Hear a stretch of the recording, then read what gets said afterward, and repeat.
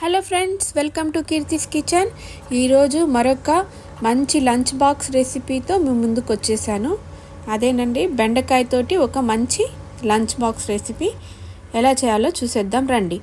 ముందుగా ఒక ప్యాన్ పెట్టుకొని 2 టేబుల్ స్పూన్ వరకు ఆయిల్ వేసుకొని తరిగిన బెండకాయలను వేసుకొని మంచిగా ఫ్రై చేసుకోవాలి. ఇది ఒక 3 నిమిషాల పాటు మీడియం ఫ్లేమ్ పైన ఈ విధంగా తిప్పుకుంటూ ఫ్రై చేసుకోవాలి.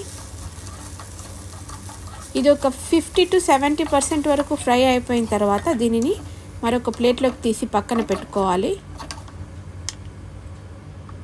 ఇప్పుడు అదే ప్యాన్లో మరొక 3 టేబుల్ స్పూన్ వరకు ఆయిల్ వేసుకొని తాలింపు గింజలు, ఆవాలు, శనగపప్పు, ఉద్దిపప్పును కూడా వేసుకొని పప్పులు మంచిగా ఆయిల్లో ఫ్రై అయ్యాక ఒక ఎండుమిరపకాయను కూడా ఇక్కడ నేను తుంచి వేసుకున్నాను. దాన్ని కూడా ఫ్రై చేసుకొని ఒక పెద్ద ఆనియన్ సన్నగా తరిగి అందులో కలుపుకోవాలి. ఇది బాగా ఫ్రై అయిపోయిన తర్వాత కొద్దిగా కరివేపాకును కూడా వేసుకొని ఫ్రై చేసుకొని ఒక చిన్న టమాటా ముక్కలను కూడా వేసుకొని వేపుకోవాలి. ఇక్కడ పసుపు పొడిని కూడా కొద్దిగా వేసుకున్నాను.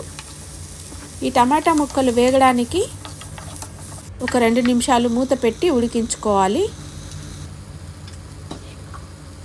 టమాటాలు మంచిగా మగ్గిపోయాయి. ఇప్పుడు వీటిని గరిటెతోనే అలా కలుపుకుంటూ మ్యాష్ చేసుకొని ముందుగా సిద్ధం చేసుకున్న బెండకాయలను కూడా ఇందులో మిక్స్ చేసుకొని బాగా టాస్ చేసుకోవాలి.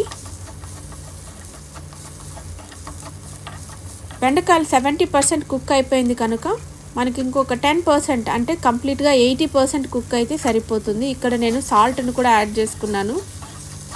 1.5 టీ స్పూన్ వరకు వేసుకున్నాను.